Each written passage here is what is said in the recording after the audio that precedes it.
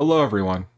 My name is CM Freeze, and last night, my favorite football team, favorite sports team, the Atlanta Falcons, took Michael Penix Jr. 8th overall. Last night, I made an initial reactions video, which I encourage you to check out if you're watching this video, because that gives my initial thoughts on the subject matter. And now that I have gone to bed, I've woken up refreshed, this is going to be a more sophisticated and actually well thought out video about my thoughts on the Atlanta Falcons selecting Michael Penix Jr. Now, initially, I would like to say that everyone collectively agrees, or I'd at least say that 80%, maybe 75% of sports media thinks that we made the worst pick in the first round of the draft last night. Which, you know what? Time will tell. Time will tell. Michael Penix Jr. could be phenomenal, and then we look like the smartest franchise in NFL history. That very well could happen. But based on the knowledge that we currently have before he's ever played a snap for us, a lot of people think that we made the worst pick in the draft. I would like to preference that I don't dislike Michael Penix Jr. at all. If we look at Michael Penix Jr.'s stats here, the last 2 seasons at Washington, he had some really good numbers. Really good numbers at Washington. So Michael Penix Jr. has some strengths. He can play ball. But let's just break down Michael Penix Jr. as a prospect. For starters, he was a late first round pick. Michael Penix Jr. had a late first round pick talent on him. So the fact that he went as a top 10 pick means that the Falcons did reach about 15 to 20 picks to get him. Now, in the grand scheme of things, 15 to 20 picks isn't terrible. And the quarterback position is so highly sought after that the Falcons actually probably weren't going to get Penix Jr. if they traded down. The Vikings took J.J. McCarthy at 10, and the Broncos took Bo Nix at 12. The Broncos could have easily picked Penix Jr. at 12 if he was there. Vikings could have picked Penix Jr. at 10 or 11 if he was there.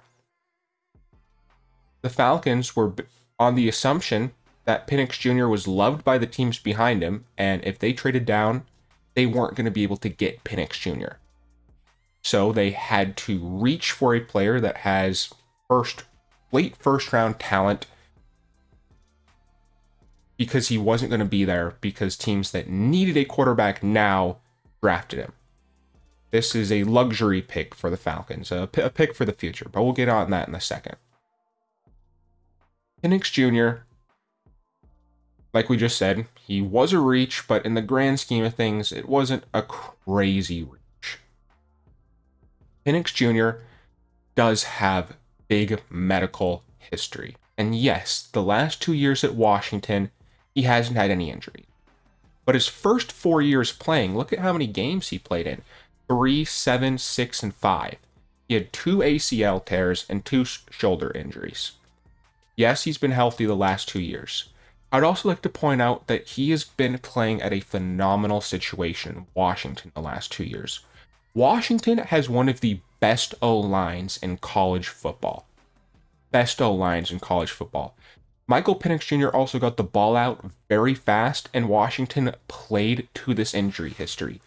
Look at Penix Jr.'s rushing attempts here.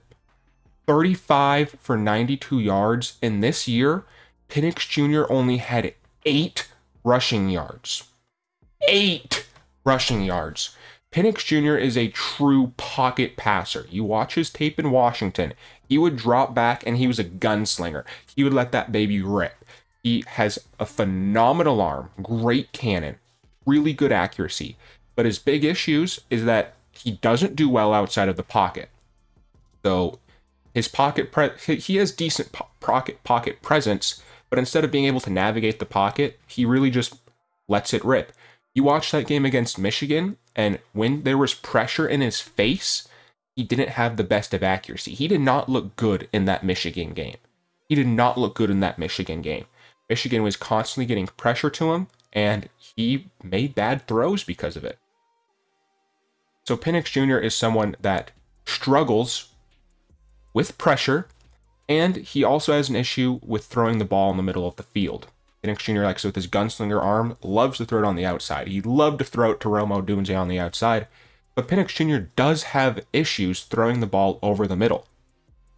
So we have a quarterback here with a cannon arm, great accuracy, but he doesn't do well under pressure. He doesn't do the best navigating the pocket, and he sure as hell doesn't scramble with 8 rushing yards. Those injury concerns are still a concern for him. He doesn't want to get hit. He also played under a phenomenal O-line in Washington with great weapons. Now, in Atlanta, he does have a pretty damn good offensive line, but the talent he's going to be going up against is 10 times better than that Michigan defense talent. So now he's going up against NFL defenses. NFL defenses, like I said, still has a good offensive line with Atlanta, and if he has good weapons with Kyle Pitts, Drake London. But will Penix Jr. actually play with those players is a big question. So as a prospect here with Michael Penix Jr., just to recap, we drafted someone whose talent level was late first-round talent at pick 8 because of the position. We drafted him at 8. And Penix Jr., while he has some amazing upside, like I said, phenomenal arm, really good accuracy, he does have some big issues such as medical history and just isn't a scrambling quarterback, not that good outside of the pocket, really good in structure, and you kind of have to work around that. The Atlanta Falcons obviously love what they see in Penix, and they think that they can develop him for 2 years. So now that we've gone over Penix Jr. as a prospect and the situation that the Falcons have drafted him in, let's talk about why this just makes no sense. Penix Jr. as a prospect, I'm okay with. I'm okay with it. I'm okay with the Atlanta Falcons drafting Michael Penix Jr. in a vacuum. But the elephant in the room is that the Atlanta Falcons just signed Kirk Cousins to a huge contract. If we look at the Kirk Cousins contract here, it's essentially a 2-year deal for him. This first year and second year, there's no getting out of Kirk Cousins. Look at the dead cap. This year, we're starting Cousins, obviously. But if we just want to start Cousins for 1 year, we take on $65 million in dead cap in 2025. $65 million. Now, after 2 years, we can cut Cousins and then just take a $25 million dead cap, and we can save a ton of money if we do cut him. So, after 2 seasons, Kirk Cousins is basically gone. That's what the Atlanta Falcons drafting Michael Penix Jr. is saying. I know our GM, Terry Fontenot, came out and said, oh, well, if Michael Penix Jr. sits 4 to 5 years, then that's actually a great issue to have because that means Kirk Cousins is doing so well. I just don't get what the Falcons are doing. I truly don't. So you go out and sign Kirk Cousins to this massive 4-year contract with $100 million guaranteed. You then go out and you sign Darnell Mooney, you trade Ritter, and you get Rondell Moore. So you get Kirk Cousins some weapons, you get Kirk Cousins, you tamper to get Kirk Cousins, and probably are going to lose out on draft picks next year. You are proving that you're in win now mode. You're proving you're in win now mode, and then at pick 8, you draft a future pick. Now, there are times where you do draft a quarterback and you let him sit a year. In fact, there's probably multiple quarterbacks this year that are going to get that treatment. I think there are multiple quarterbacks that were drafted in the first round, Drake May and Jaden Daniels, who will sit a year. Michael Penix Jr. is going to sit for 2 years. Big difference. There's a big difference between signing a bridge QB. Like, let's look at the Patriots situation. They signed Jacoby Brissett to a 1-year contract and drafted Drake May. Jacoby Brissett will start for the year, and Drake May will take the reins at the start of next year, and he'll get 1 year to sit.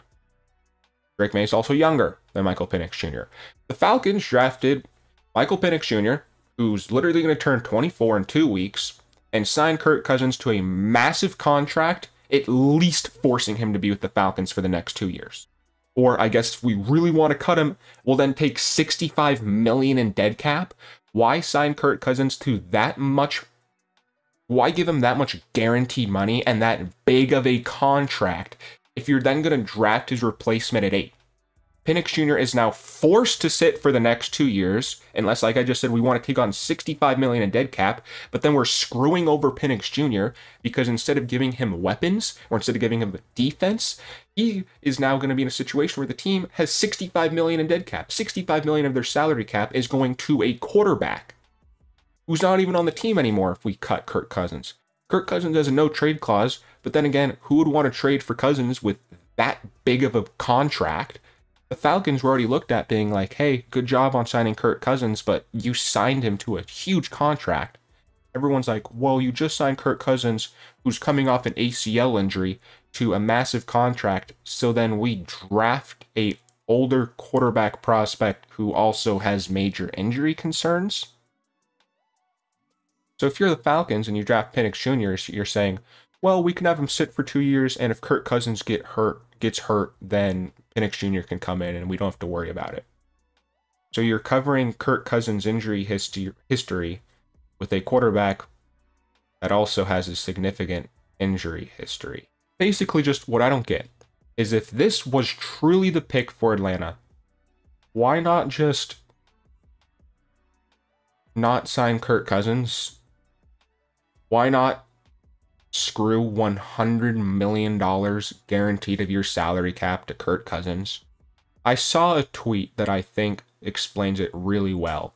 What's something along the lines of, the Falcons already think that they've won the division, so they're making the Michael Penix Jr. Draft pick now as a luxury pick without even claiming the division or without even winning now. The Falcons are saying, oh yeah, we're for sure going to be good, so we can afford to take Michael Penix Jr. The Falcons are basically trying to have their cake and eat it too. They're saying, we're going to be really good with Kirk Cousins. He's going to take us to the playoffs, maybe even the Super Bowl, and we're going to have a late first-round pick and not even get the opportunity to take Michael Penix Jr. And there is something that I haven't heard anyone talk about yet, but it's, what if the Falcons are truly expecting to lose their first-round pick in 2025, so that's why they're taking Michael Penix Jr.?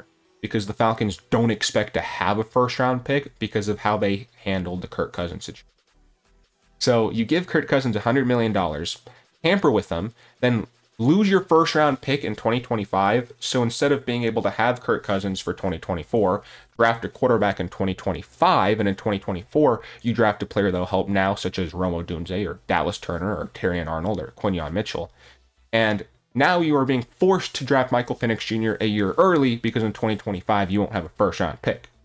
Which I could actually, I can see that being a thing. I haven't seen anyone talk about that. What if the Falcons basically know they're going to lose their first-round pick, so they're being forced to draft Penix Jr. here? I think that very easily could be an option here. And then if that's the case, then the Falcons management screwed up the Kirk Cousins signing. Basically, the Falcons management screwed up somewhere. They either screwed up with the Kirk Cousins signing or they screwed up with drafting Michael Penix Jr. There's also a world where they double screwed up. What if you do lose your first-round pick with Kirk Cousins? And what if Kirk Cousins doesn't do that good coming off of his ACL injury or that he's getting older in age?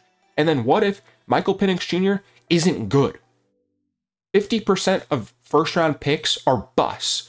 Look at all the quarterback busts that there have been. The 2021 draft class had a quarterback go at 1, a quarterback go at 2, a quarterback go at 3, something else, and 15. Like, if you look at all the picks, all the first-round quarterbacks in the 2021 class, Trevor Lawrence, not living up to the hype. Zach Wilson, gone. Trey Lance, gone. Mac Jones, gone. Oh yeah, Justin Fields, gone. So in the 2021 draft class, where there was 5 first-round quarterbacks, 4 of them, you could argue, are busts. There is no guarantee in the NFL. And there's a very strong possibility where the Atlanta Falcons have now screwed themselves at the quarterback position. If you think when the Falcons do this at quarterback, go ahead and sign a massive quarterback to a really good contract and then draft a quarterback, you would think that you would feel happy about the quarterback room, right? This is nothing like the Kansas City Chiefs with Alex Smith and Patrick Mahomes. Obviously, hindsight's 2020. You see what Patrick Mahomes is now. But at least with the Chiefs, they traded up for Patrick Mahomes when they were already a playoff caliber team. They'd already made the playoffs with Alex Smith. Alex Smith led them to the playoffs. Patrick Mahomes was a developmental project. He was going to sit behind Alex Smith for a year. That's exactly what happened, and the Chiefs made the best of it. The Atlanta Falcons, you don't feel good about their quarterback room. Think about everything they've done to invest in a quarterback, where they probably overpaid for Kirk Cousins, gave him $100 million guaranteed, and then drafted the fourth best quarterback, maybe even the fifth best quarterback at 8, instead of taking a pick that can win now. If you take a pick at 8, you hope that he can either help you in the next year, like I said, there are quarterbacks that sit a year, or can he immediately help now? If the Falcons truly are saying, hey, we're in win now mode, what's the possibility that the Falcons haven't done enough to win now? Because the only moves that they've really made is signing Kirk Cousins, trading for Rondale Moore, and signing Darnell Mooney. That's it. Are we really saying that if last season we would have had Kirk Cousins, Darnell Mooney, and Rondale Moore, we would have made it to the playoffs? Maybe, but let's also point out another elephant in the room, the defense. The Falcons are losing Calais Campbell and Bud Dupree, who led the team in sacks last year. Who the hell is going to blitz the quarterback? Our starting edge rushers are Arnold Ebiketie and Lorenzo Carter. And don't get me wrong, I don't hate Arnold Ebiketie. I think he had 2.5 sacks his rookie year, took a step up, had 6.5 sacks last year. He had 6.5 sacks with Calais Campbell and Bud Dupree also being on the outside, taking up the main guys. Now Arnold Ebiketie is going to have to be the main guy. Who knows how he will do in that situation? I would have much rather preferred Dallas Turner or Laiatu Latu. Who's going to blitz the guy? Why do we look at our defense and you say, you know what? Our defense that was ranked 19th last year, that has actually gotten worse, is going to be good enough to win us playoff games? Or are we just thinking that Kirk Cousins is going to be able to drop 30 points every single week? And if that's our thought process and we think Kirk Cousins is good enough to drop 30 points every single week, why not give him help defensively? Basically, the Falcons have already said that they're good enough to win now. They think that the moves that they've made is good enough to put them in a premium position, and so they decided to take a luxury pick at pick 8. When they haven't made the playoffs in the last 5 years, and there's no proof at all that they've done enough to win now.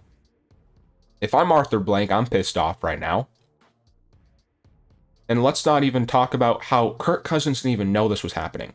The Falcons didn't even tell Kirk Cousins they were drafting a quarterback until they were on the clock and called him about it. So now, the Falcons have just screwed themselves because they've been marketing Kirk Cousins as their quarterback 1 and as their guy. They even came out and said, oh yeah, Kirk Cousins is our guy, just Michael Penix Jr. is the future. So how are you supposed to market this? So you still have to market Kirk Cousins as your guy, but if you're the Falcons and you market Michael Penix Jr. as this elite quarterback prospect, then why did you sign Kirk Cousins to a contract? So you have to market Michael Penix Jr. as a developmental guy, but then I'm sure Michael Penix Jr. isn't going to take that lightly.